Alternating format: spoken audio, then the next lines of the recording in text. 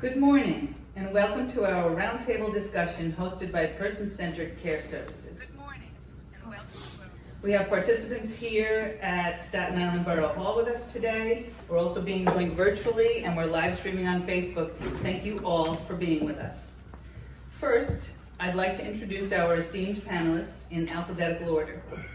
Heather Georgiani, Director of Community and Individualized Recording in Supports progress. at Wildwood Programs. Donna Long, Director of External Affairs at Crossroads Unlimited, co-chair of the Staten Island DD Council's Advocacy Committee, and a parent of someone with a developmental disability. Dr. Ginny Mantello, Director of Health and Wellness at the Staten Island Borough President's Office. Chris Marcione, Founder and Executive Director of Person-Centered Care Services. Joe Morigliano, Disability Rights Activist.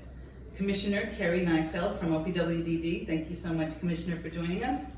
And Vicki Ramsey, Senior Director of Billing and Family Services at QSAC.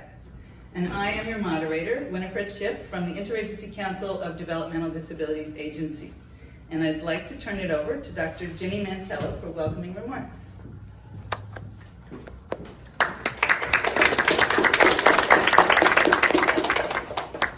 Good morning, everyone.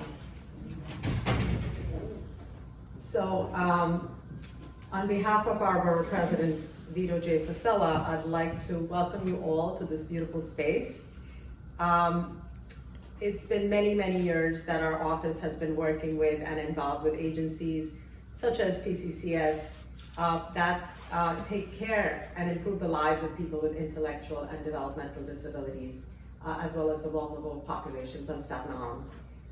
And this was particularly important for the last 3 years when we know that this community was so disproportionately affected during the COVID pandemic. So again, I want to welcome everybody and once again affirm that we will continue to do everything that we can to collaborate, to work together with all of you to support this community, and I look forward to continued collaboration, as does the Borough President and our office. So thank you all. I will turn it over to Alexa Donnelly at this point. Hi everyone, good morning. My name is Alexa Donnelly. I'm the Deputy Executive Director at Person-Centered Care Services. I'm a short white woman with medium brown hair, wearing glasses and a beige and white top. We're gonna just go over some accessibility reminders because we do have our American Sign Language interpreters on with us. So for our panelists or when we get to the Q&A, everyone can just introduce themselves. You could just say your name every time you speak so the interpreters can be able to let the audience know who's talking at the time. And we just wanted to thank the Staten Island Performing Provider Systems. SIPPS has been supporting PCCS for the last 2 years in hosting these roundtables, and we're very proud to finally have our first one in person.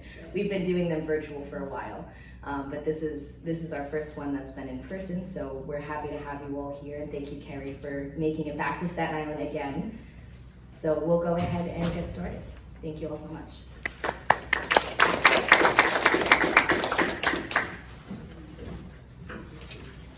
Okay, Winnie Schiff back at the mic.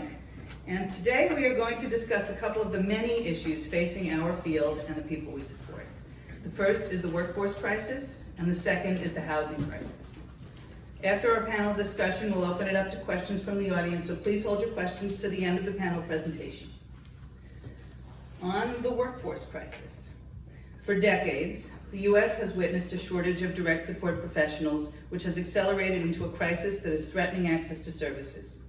The results of the 2022 Anchor Survey revealed that this workforce emergency is now threatening the quality of services and causing people to go without services altogether. What are the long-term impacts of our workforce crisis that you have witnessed in your personal experience? Donna? I will respond to that. My name is Donna Long. I am the parent of a 44-year-old daughter who is diagnosed with autism. And for the past almost 3 years now, she has been sitting at home with no day have program. It's done via Zoom, and so that there's no interaction, there's no socialization. She doesn't sit for the full 2 hours in the morning or the full 2 hours in the afternoon. She's constantly walking around. My husband and I have to rearrange our work schedules, so one of us is home with her because she can't stay home alone. And all of this is a result of the workforce crisis, because there's not staff, there's not transportation to be provided, and it's been very critical, and it's been a long time, and she has regressed very much so. She's even afraid to go out sometimes now. And prior to that, she didn't have ComHab services because it was very difficult to find staff for ComHab, and it would become very spotty at best. And since COVID, it has really gone downhill. So she's lacking her day program, her ComHab services, and she's still living at home. So it's been quite difficult and very, very draining on the family. And more importantly, it has impacted her quality of life. It has impacted her ability to meet with her friends, to be around staff, to have the everyday activities that she had prior to, which gave her a full life. And she doesn't have that full life anymore, and that's very unfortunate and very unsettling and very upsetting to us. And I feel for far too long our children have been forgotten, they've been devalued, and that leads to the lack of saying, well, all right, we could wait, they could wait, they could wait. They can't wait. And it's time to make an investment in their future. And by doing that, it starts with the workforce. And recognizing the workforce, paying the workforce the salaries that they deserve, because they are the backbone of agencies and they are the backbone for families. And personally, I don't know what we would have done without the staff that we had prior to what has been going on. And it's impactful, very much so. So I hope that something can be done about that. And one last thing I'd like to say is when we were going through COVID and essential workers were being, admirably and definitely deserving of getting recognition, our DSPs did not get that recognition that they deserved, and they were out there every day. They worked with our individuals, they put their lives in jeopardy, their families at jeopardy, and they came to work, because I work in the field, and they would come in hazmat suits and get on the bus and show up. And so they are our heroes, and they need to be treated as such. And having said that, I will move it on, because I could go on about it. Donna, thank you for sharing that. So I'm Heather Georgiani, and I work for an agency that provides services to people in the capital region, so Albany, Schenectady, Rensselaer, Saratoga, all those fun counties. We definitely have witnessed a huge impact prior to the pandemic. I know I'm saying the P word, we're probably gonna say it a lot, I apologize now. The pandemic really opened our eyes to how hard it was to maintain our staff. We have a lot of direct support professionals that have been working at our agency for 10, 15, 20 plus years. The pandemic really opened our eyes that most of our staff are struggling, right? We're trying to create ways to keep them. During the pandemic, we started a Thanksgiving food box for our staff. 150 staff signed up to get free food for Thanksgiving. And then that made us realize, wow, I think we're missing something. A lot of our staff are what United Way would call ALICE, so asset limited, income constrained employed. They are one crisis away from losing everything. So we partnered with community organizations like Capital Roots and CDPHP, who gave us a grant, and we created a food pantry at our agency for our staff. To keep our staff, we are passing out toilet paper, tampons, and potatoes to help them stay. Because our staff do want to stay. They love what they do, they love their job, but it's really stressful. When you're working double shifts overnight, so you can't go to the food pantry, you're gonna miss the opening. you don't qualify for food stamps because you make just enough money to not qualify. That's really stressful.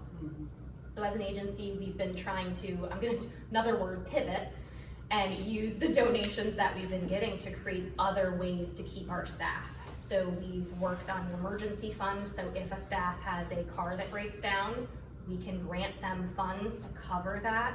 They don't have to pay it back, so that they can come to work and continue to work their shifts, so that they can support their family.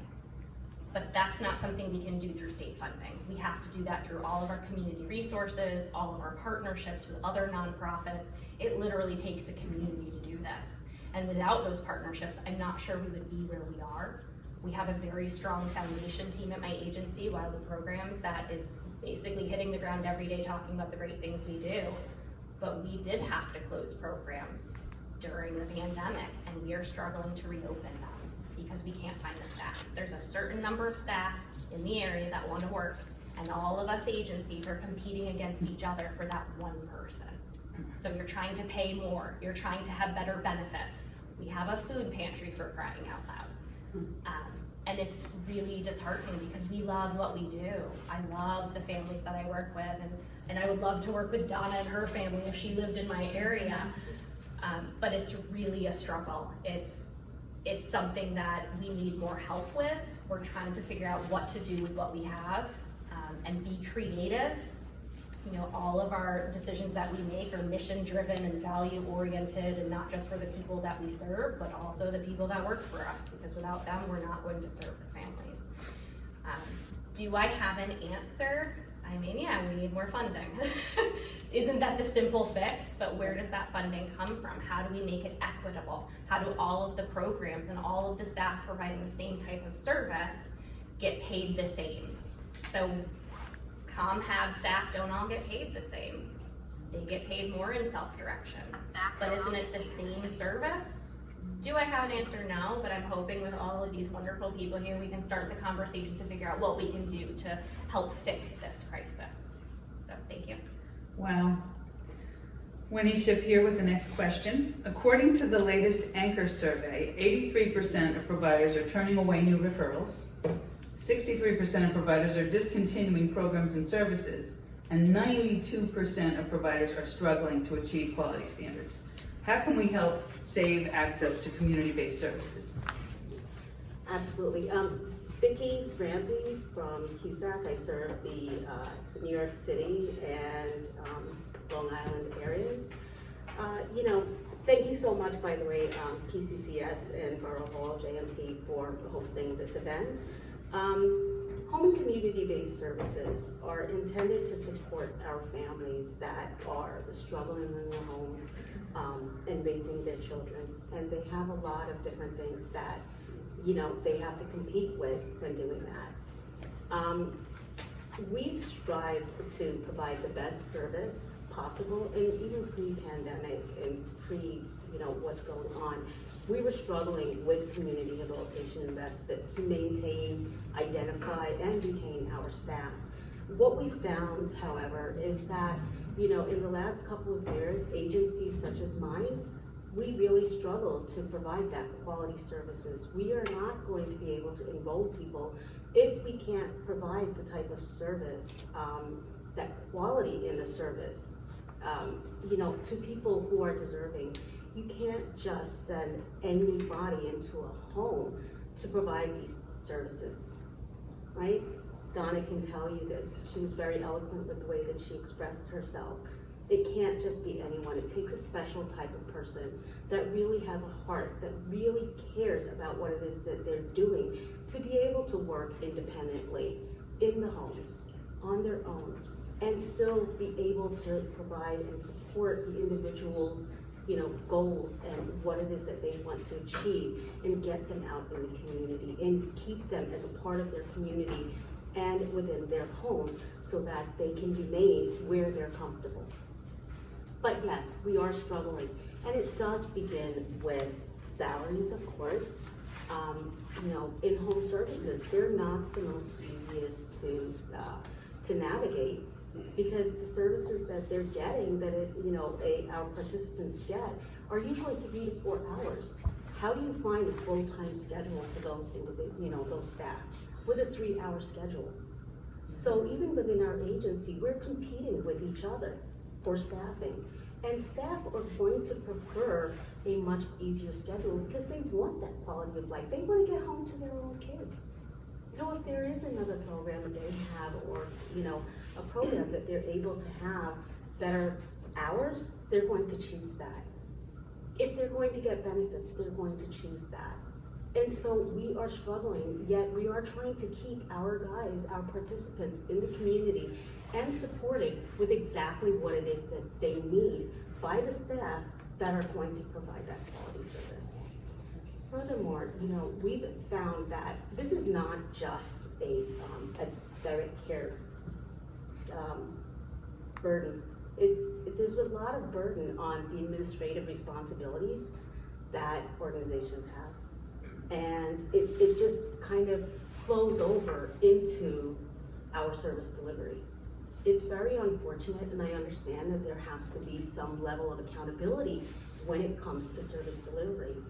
However, the burdens that a lot of us experience are really overwhelming, and it takes away from the quality of what it is that we are trying to do. So I hope, in the very near future, that we can find a way to collaborate, work together, maybe identify technology and things that really bring things and, connect some of our service delivery models so that we're able to communicate with each other. We should be working as one. There should be one voice of the services that are needed, right? We should be working together in order to achieve this service delivery for people who need it, who deserve it. Thank you. And thank you, Vicki. Chris Marchione here. To add on to that, I'm going to say we need more than one voice. We need many voices. Especially, my friend Joe here, we've been friends for about 15 years, and we went out to dinner last week, and we were talking about the need to redesign the system that we have. It's an outdated framework that is just not working in today's realities. And Joe and I firmly believe that the way to do that is to include disabled activists. You need people, Joe, by the way, you need people that are in it day to day to be involved in like the solution. Right. You need people that are disabled to be involved in the solution. You need people like my friend Tim here. You need people like me. You need like disabled people to be involved in the solution, not government that's in Albany that will never have the ability, that will never need a housing subsidy to live. It's just the system is designed to keep you down. That's how I feel. Yeah, so it's almost like, folks that never experienced what you're experiencing are actually creating a system that they'll never use. Yeah, exactly. So it's very important to have authentic experiences and meaningful input from people who are, using the system, but also their parents. We have, Tim's mom is here, Mary Ellen is here, Donna as a parent. I think this is a pivotal time in our history, to have Kerry here. I for some reason, I feel like we connect on a lot of things. I've heard you speak, and I think you share a lot of our values and beliefs.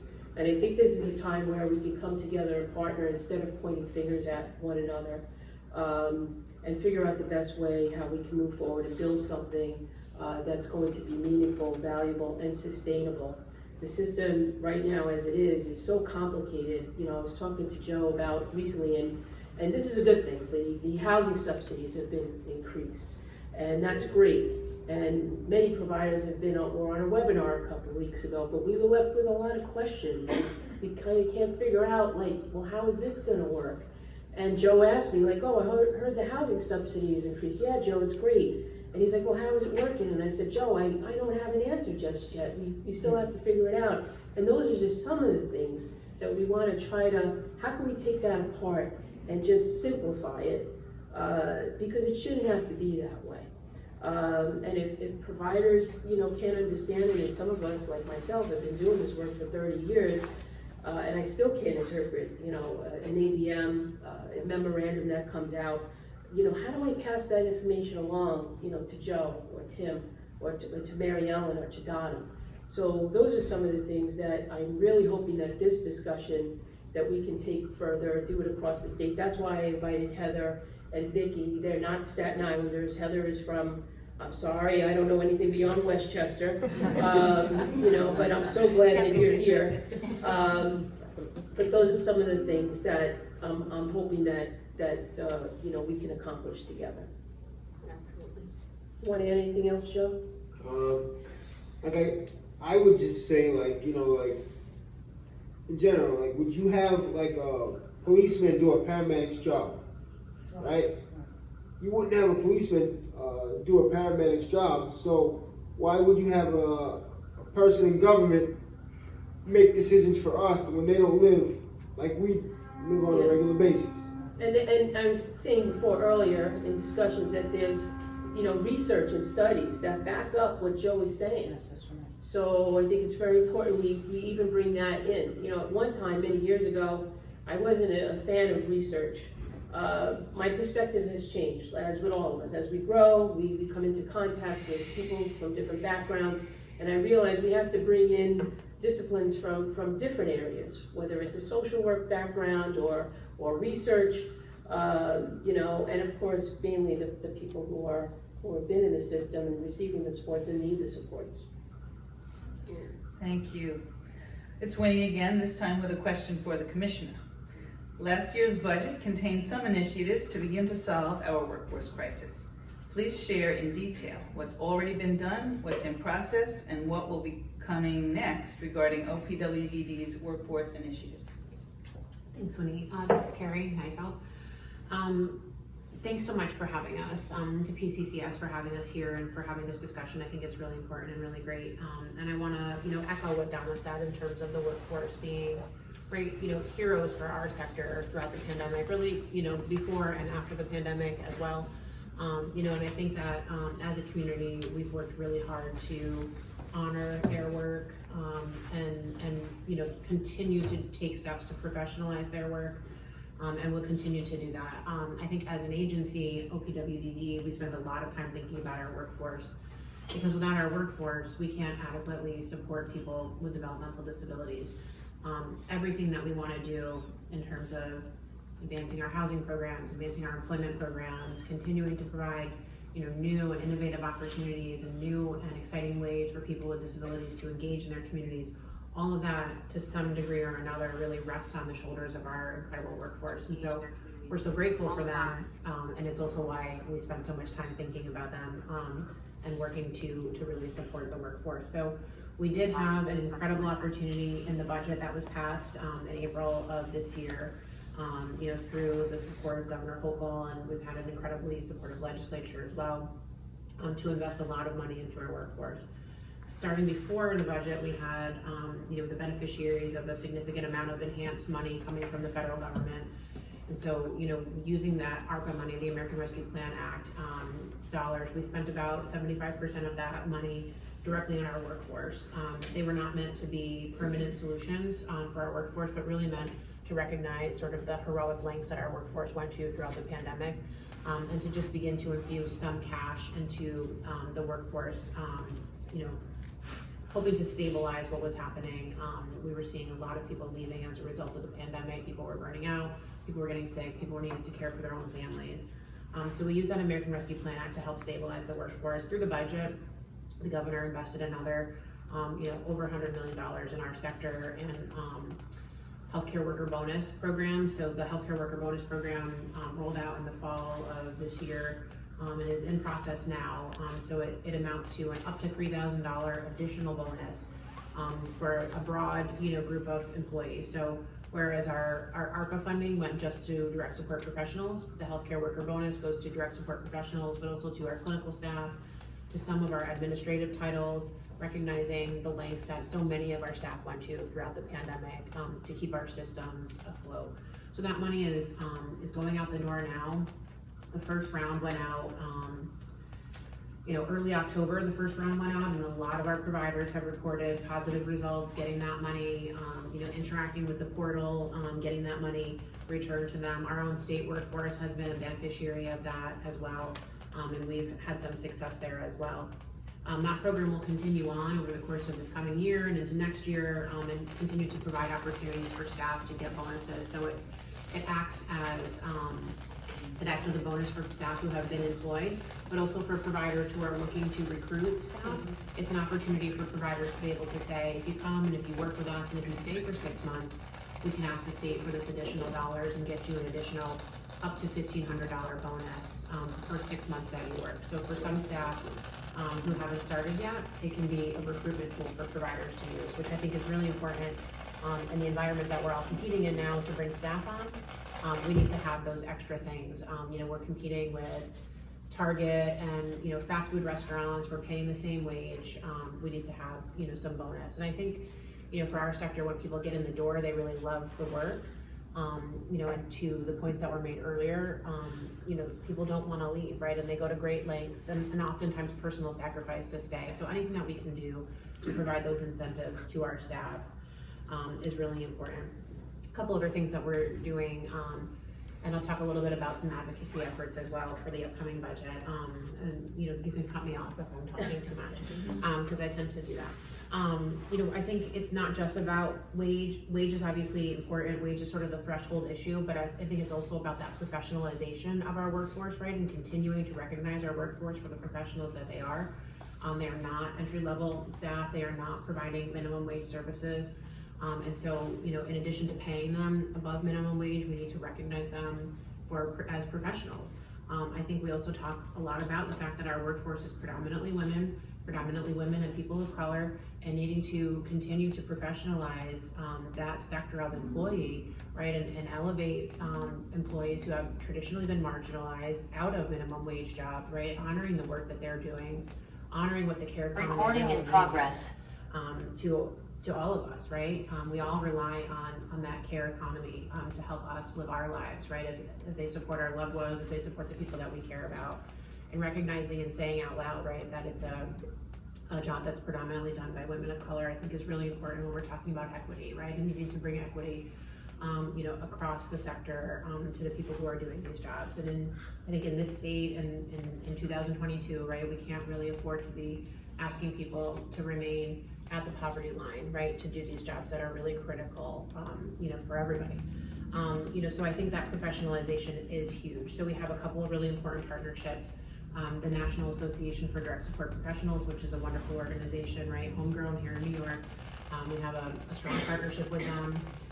They just announced 17 providers across the state that they'll be partnering with to bring additional credentialing. That credentialing will be accompanied by additional dollars for those staff. So as staff, work their way up through the credentialing process, they'll be getting additional bonuses of up to $1,000 as they complete that. That provides additional training, additional opportunities for our staff to learn. So it's for our direct support professionals, and it's also for their supervisors. That's another area that I think we don't talk enough about, right, is needing to really continue to provide professional development and training to staff as they work their way up through our system, which is something that staff do, and we want to support them as they do that. So I think that's also critically important. We're doing a couple other things that I think are really important. We're partnering with BOCES across the state. A lot of students choose not to go to college after they finish high school. They go a technical route. We know that they can go to BOCES, they can choose home health care, they can choose lots of other avenues to pursue a professional career when they're done with high school. Why not, an opportunity to be a DSP either for our voluntary sector or for the state workforce. So we're partnering with BOCES across the state to bring a curriculum to those programs so that students who are interested in entering the sector have an opportunity to get a jump on that training, can get into houses, can begin to do that type of training and take some of those, take some of the necessary coursework before they've even finished high school. So we're really encouraged by that and being able to, to use that as a tool to help feed the pipeline of folks who are coming into this career. We're also working with SUNY and CUNY and their educational opportunity centers to help staff who have been working in our field convert some of their workforce experience into college credits. Another opportunity for people to continue on in their career, to professionalize you know, and hopefully stay, right? I mean, we see a lot of people who come in as DSPs, who go back to school, they wanna be LPNs, they wanna be RNs, they do all that staying in this field, and I think it's really important that we show folks, you can come into our field, you can be a DSP for the rest of your life, support yourself, support your family, or you can advance your career if you want to, right? You can do that, you can go be an LPN, you can be a manager, you can be an RN, and you can do it in a field that you really love, and that has nurtured you as a person. So I think that's also really important. Doing a lot of work with the Department of Labor, you know, hosting job fairs across the state, you know, to try to just continue to get the word out. We're also dedicating a significant amount of money, you know, somewhere between $5 and $8 million on a media campaign, just really telling the story of what our staff do, right? How meaningful the job is, how important it is to the people that they support, right? Because I think, you know, our staff have the benefit of coming to work every day and having an actual impact on another person's life every single day, right? And you don't get that when you go to work at Target. I love Target, I said it everywhere I go, and it's nothing against people who work at Target, right? But, you know, and the people who work at Target have a meaningful impact on my life. But not in the same way, right, that a DSP does. You go to work and you're, you know, literally saving someone's life in some small way or some big way every single day, right? And to be able to tell that story, I just don't think that we're out there enough. I don't think the public knows enough about what we're doing. So I think that's also really important. And then the one thing I would say before I wrap up, there's a lot more that I can say, so we can talk a little bit more about workforce offline if you want. But the one additional thing that I would say is that as we're moving into another legislative cycle, we're moving into the budget now, it's really important that we continue to tell the story of the needs of this system, you know, and that, you know, the time to really be active in that space is now, right? And as an agency, we're looking at the resources that we have and the ways that we can continue to support the workforce and to continue to increase that base wage so that our staff can have a meaningful life. I think it's wonderful what Wildwood is doing to support its staff, but it shouldn't have to be doing that. You know, and so, you know, we're looking at our books, we're trying to be active in that space, and we really need our community to raise their voices around this really important issue. Thank you so much, Commissioner. So our last question is on the housing crisis, and it's to the entire panel. Many people who need various types of residential opportunities are waiting, some in serious situations, including affordable, accessible apartments for people who can live on their own, and certified residential opportunities for people with higher needs. Many find the negative attitudes of society to be an additional barrier. They find that landlords will not rent to people with a housing subsidy, or for that matter, to people with a disability. Regarding certified opportunities, we understand that there are thousands of vacancies in group homes across the state, yet thousands of people remain on emergency, substantial need, and current needs lists. What strategies do you recommend to develop a more efficient process to ensure that everyone who needs a home can be accommodated, and how can we work together to dismantle attitudinal barriers? The panel. Yeah, I think, you know, the media campaign that the commissioner mentioned, I think there needs to be a new narrative around the role of a direct support professional. You know, at this time, that role, you know, is seen as, you know, an entry-level position. It's not valued. There is a stigma attached to that role. We have to do our best as a community to change the way our society views the role of a direct support professional. And I think, you know, with programs that, you know, working with universities, I know there's an effort to work with SUNY to create a pipeline of direct support professionals, but I think we need to move beyond that and come together as a community. I think we can make all the laws and policies and you know, develop some frameworks, but the only way to get justice is when a community comes together. So I think that's something we could focus on, and I think I failed to mention, and I apologize, but one of the other significant voices that needs to be involved in the decision-making process around the design of the service system are direct support professionals. They too know what works and what doesn't work. You know, Heather, when you talked about food pantry, you know, it reminded me, we do something similar over at PCCS. We have a community closet, which is filled with all different items, from you know, drinking glasses to dinnerware to clothing, shoes, toys for children, and that's something we've never even thought of before until this happened. And you just reminded me when you said something like that. So right there it says that we have to do something together. Joe, as a person, you know, who's been renting apartments, I mean, I think you've moved a couple of times since 2007. What is your, you know, feeling on this? Well, I would say, I think there needs to be more, like, I would say the agency has to explain, the agencies have to explain to the owners or landlords a little bit better on what, you know, the agency provides, because like my sister had said, she's with AHRC, you know, when she goes to apply for these apartments, she gets a housing subsidy, these landlords think like, okay, we get a housing subsidy, oh, they think that the housing subsidy is gonna cover the whole entire rent. And a lot of these landlords, once they find out that they don't want, that the housing subsidy doesn't cover the entire rent, they're like, well, I don't know, you know. That's when they get a little hesitant about renting, you know, and let's face it, and you know, because we're disabled, you know, when you're disabled, you tend to cause, not that we mean to, but we tend to cause damage in the apartments, and that's another barrier as well, you know what I'm saying? I mean, and the damage you're saying is from like, you know, with you with the wheelchair. With the and wheelchair, then the wall, yeah, you may which is scrape the minimal. wall, yeah. Yeah. I think there's more to it, but Yeah, landlords that's true. hesitate. Oh, yes, and Yeah. also, you know, they're worried, like, if, you know, a disabled person gets hurt on their property, they're worried about getting sued, which I understand. But if they were explained, a little, you know, if the agency had, you know, speaks to them, maybe, you know, it would help them understand a little bit about Recording in progress.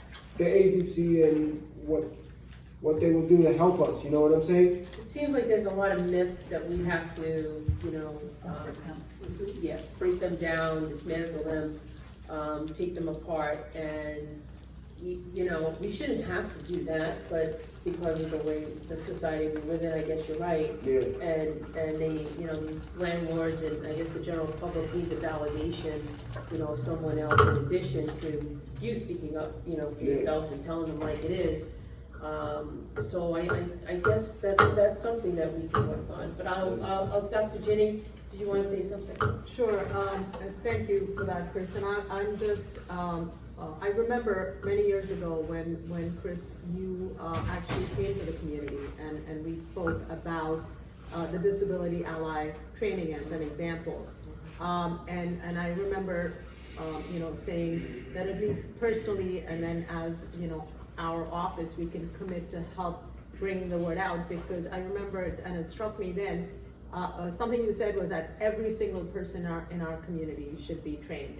And even just looking at the medical community, looking at, and I was mentioning this to the commissioner earlier, as physicians, we are not really trained on health equity. We're not trained, and there's stigma, there's biases, and you know, these are not things that, these are things that have sort of involuntarily through the years been passed down.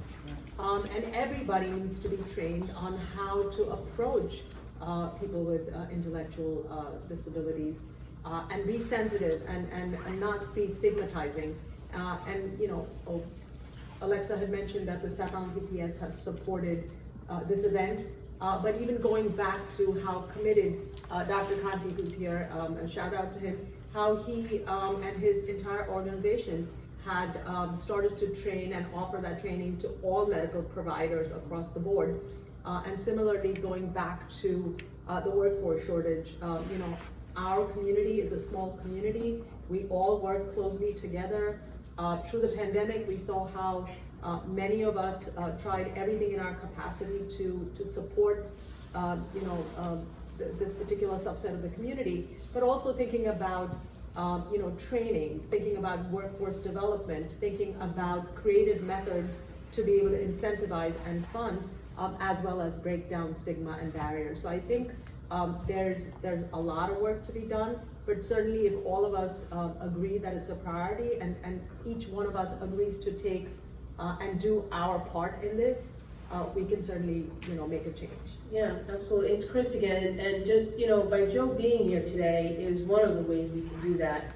You know, storytelling, sharing his personal story is so powerful, and we need to do more of that. We need to encourage people and support people to do that, because I think that's one of the most significant ways that we can combat the stigma, you know, and move forward, you know, with that. I know we didn't really address, and I want to just talk to Donna, because we also, in this question, we mentioned about certified residential opportunities, and, you know, specifically for people who have higher needs. And Donna, did you want to say something on that? I do. I want to say something, and I know the commissioner has heard this before and is very familiar with our concerns regarding the lack of certified residential opportunities. But I will share my personal story, and forgive me if it takes me a while. It's a very difficult topic for me, but it's very important, and it is, and I'm speaking on behalf of many, many others who have the same concerns, the same fears. As I mentioned before, my daughter Janine, I didn't mention her name, but her name is Janine, and she still lives at home at 44 years old.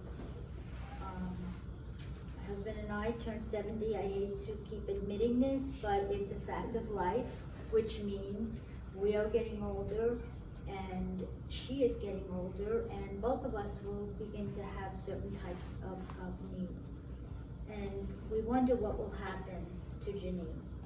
Our ability to support her is not the same as it used to be. Every day we wonder where our daughter will live when we are no longer here. What supports will be available to her? Will there be a dependable, direct support workforce to support our daughter on her journey as she approaches her golden years and beyond? Who will ensure her health and safety and her happiness, which is most important? I have been advocating for over 42 years, and I will continue to do so, even though I'm tired, but I will continue to do so. But what struggles will my daughter face when I am no longer here? I am very concerned, and I know I speak for countless other families who are in the same situation. We live with chronic angst, and the chronic angst is very difficult to do on a daily basis. The feelings of concerns about the future make us think the unimaginable.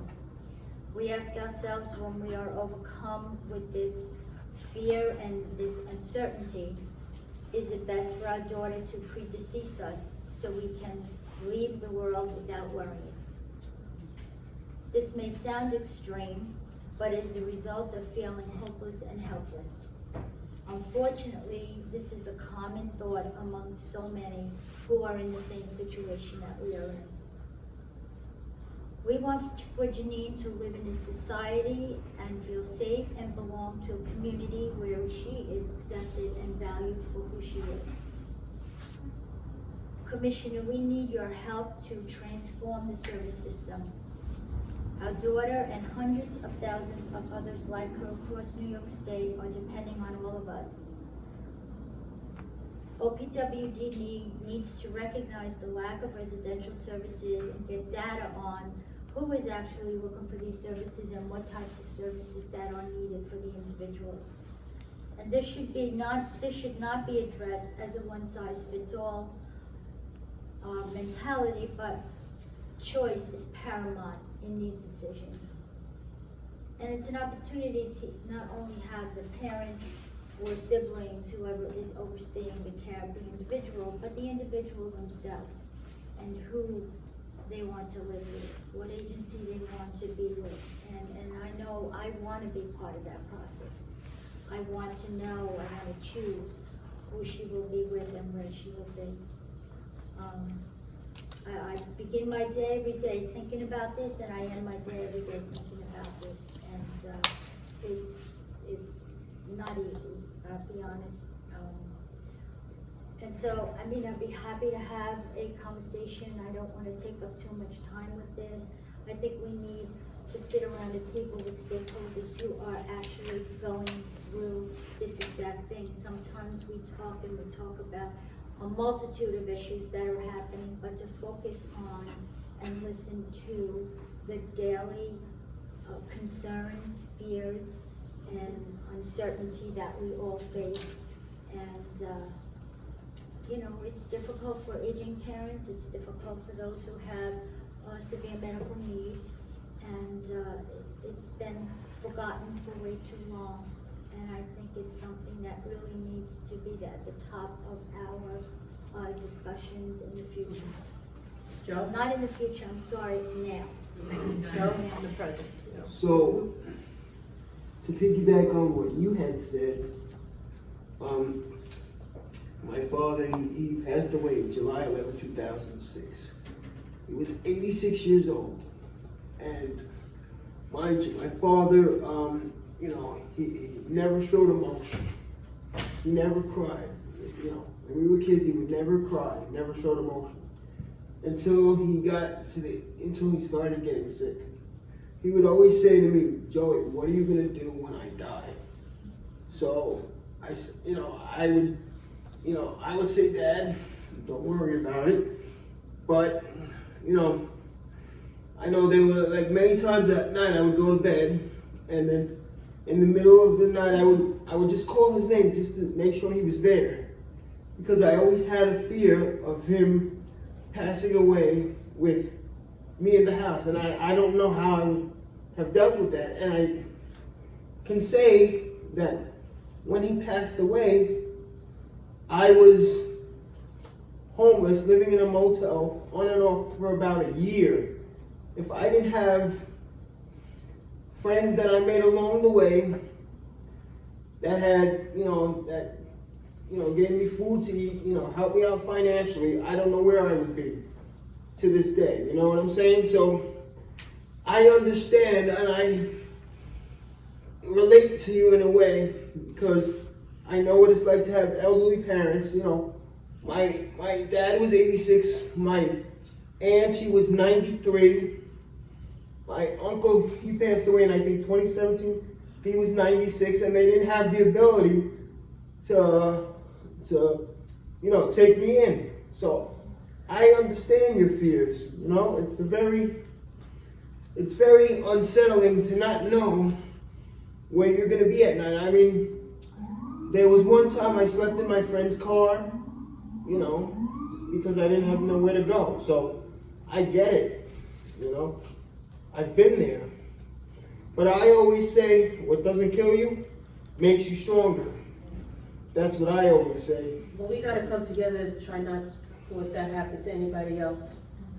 That's the No, reason why nobody should have to go through that. That's the reason why we're in this room. Yep. Thank you so much for sharing those stories, both of you. Do we have time for one question? From the audience, Whitney? Yes. Oh. Joanne? Yeah, I just want to, it's sort of a comment, sort of a question. I just want to be sure that we look at the disproportionate effect of this housing crisis and workforce crisis on the most severe end of the autism spectrum for us, but the medically fragile. Trying to keep workers when there's so many openings, they're bailing on me right and left because my participants are very difficult. And the cost of not providing these certified settings is actually more than providing the certified settings. So I belong to an organization that's just proposing a grant right now to Ford to look at all the costs of, right now there's all this information about kids, teenagers, we're being warehoused in emergency rooms and in psychiatric facilities because there are no spots for them. So there's a real disproportionate impact on us. And one of the things we've been talking about for decades is some type of regulatory relief. We run certified settings. I run one last bastion of the ICFs. We are drowning in administrative things. And the sad part is, because I have so many restrictions in terms of my staffing, one-to-ones, arm's length, that my managers, my assistant managers, my Qs they're doing direct care shifts.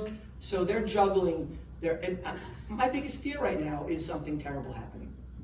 So I don't know if that's a question, maybe it's a question, like, help us, please.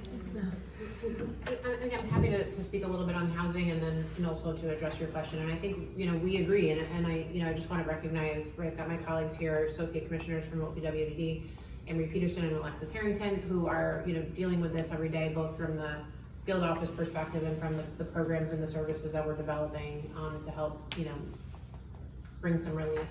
And I think we feel the pressure of individuals who are most complex, most hard to serve, on a daily basis, and our regional directors every day, are working with those hospitals, are working with our providers, are working with state operations to try to find the right solutions for those individuals. I think, certainly, we spend a lot of time, talking about regulatory and administrative relief. If you have, suggestions, please bring them forward. We have a work group that we're working on with the provider associations.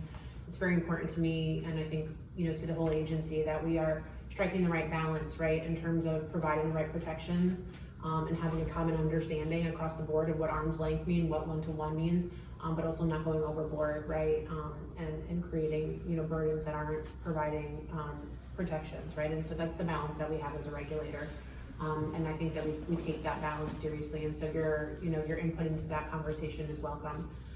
In terms of, serving the most complex, the housing opportunities, and thank you, Joe and Donna, for sharing your stories, and, truly, I think we all look forward to a time where those stories, where we don't have to share those stories anymore because they're not happening. And it's wonderful to see and to know, Joe, that you have your own apartment now, right? And you've sort of transcended those challenges, and you're successful, and you're self-directing, and you're truly an example, right, of what people can do. So, thank you for sharing that. We really think about the housing system as a continuum, right? And that person-centered choice is critical, and understanding what people want, what they need, what's best for them to support them in their lives. And I think when we look at our system, we see different self-advocates across the state, we get a lot of different answers, and that's appropriate, right? It should not be a one-size-fits-all solution. It should not be you're graduating from high school, what group home do you want to live in, right? We have a lot of kids who are really capable of living with, minimal supports independently and in the community. And so OPWDD is doing a lot of things. Donna, you mentioned data, and I really appreciate you mentioning data, right? We are a system who has a little bit of work to do to catch up on being data driven. And we're really investing in that. Our strategic plan was just released last week or 2 weeks ago now. And you'll see in that strategic plan a real plan for over the course of the next 5 years to get to bring in an IT infrastructure that will be able to yield some of those data points that we need. Who's looking for what type of housing? What are people's needs, right? Based on assessments, what are the skills that we need to be working toward, for people so that they can continue to live independently or can pursue a goal of independent living if that's what they want. And if that's what they're truly capable of, we should be working towards those solutions. I think we're doing a lot in terms of implementing the CAS, the Coordinated Assessment Survey, which will help us to get, a comprehensive understanding of the people that we're serving across the state, what their needs are. We are doing a lot in terms of the development of housing, supportive housing. We just announced recently a second round of ISH, our integrated supportive housing. So that, additionally, so providers have an additional opportunity to come in and gain support for capital projects that are developing supportive housing. A couple times it's been mentioned that our housing subsidy was increased in the last budget. It was a 22% increase in the value of the housing subsidy that's being administered now. Our housing team is working diligently to be processing those. And I know, Chris, you mentioned that there are questions. They're also working diligently to answer those questions. And I believe some additional information went out last week that should help answer some of those questions. And they're always available to continue to clarify, what those questions are. We're also looking at, through some of our ARPA dollars, putting, innovation funds out on the street, right? So we had one round of procurement, asking providers to tell us what are ways that we can continue to help people move from, supervised IRA to supportive IRA, or maybe to family care, continuing to move across that spectrum into more independent housing. We're also talking about grant opportunities to give providers an opportunity to show us What are innovative ways that we can help people transition from certified to non-certified housing, to independent living in the community, either through a housing subsidy or through a supportive housing project. And I think we just need to continue to think about the opportunities that we have out there as all working together, right? It's not one size fits all. It's probably not one solution for life, right? It's probably not, I get my apartment, I stay in my apartment for the rest of my life and I live and die there, right? People will need to progress through the opportunities that we have available to support them at the different phases of their life based on the support that they need. And that's okay, and it's beyond being okay, that's what we all want, right? We all want to be able to sort of progress through our lives like that. And for families to be able to see their children do that, for individuals with developmental disabilities to have those same opportunities that their non-disabled peers have and progress through life in those same ways, that's what we want, right? And so everything that we're doing is in furtherance of that goal. And I think, a critical piece obviously is the workforce, right? I mean, when we're talking about limited certified opportunities, workforce is key. And so continuing to look at how we can support that workforce, continuing to look at, challenges that we have in our self-direction program. Those are all the ways that we're going to continue to move forward, from that perspective of, what do people with developmental disabilities want for themselves, right? How can we support people to be most involved in their communities and to be living out and achieving those goals that they're setting for themselves, right? Whether it be housing or employment or other meaningful community activities, right? I think it all has to be about a continuum. It has to all be about having the right options available, based on a person's desires. So, and I think it's critical that we have partnership, right? It's not something that OPWDD can do alone, right? It's critical that we have that partnership, those innovation grants, those stakeholder engagement opportunities for providers and self-advocates and family members to tell us what they need, and for us to be listening, which we are. Commissioner, you have your partners here. So clearly we have lots of work to do. It all comes down to money in the New York State budget, which is being developed as we speak. So keep raising your voices. I want to thank our panelists, the Staten Island Borough President's Office. Thank you so much, PCCS for hosting, and all of you for joining us. Thank you very much. We'll have to continue this conversation. Thank you. Thanks.